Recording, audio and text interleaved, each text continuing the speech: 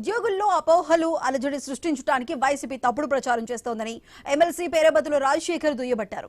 జగన్ హయాంలో ఒక్క DSC post ఇవ్వలేదన్నారు. Job calendar పేరుతో నిరుద్యోగులను మోసం చేశారని అన్నారు. వైసీపీ హయాంలో టీచర్లకు వైన్ షాపుల దగ్గర డ్యూటీలు వేశారని ఆరోపించారు.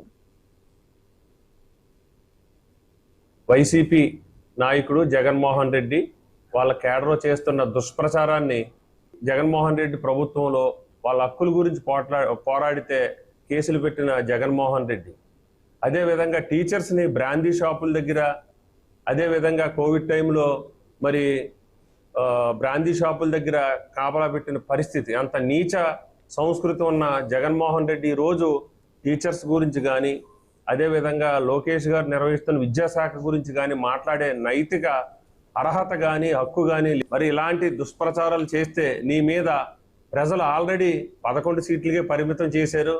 భవిష్యత్తులో ఇదే పందా కొనసాగిస్తే ఈ రాష్ట్రంలో ఈ గొడ్డల పార్టీ జగన్మోహన్ రెడ్డి వైసీపీ పార్టీ నామరూపాలు లేకుండా పోతుంది.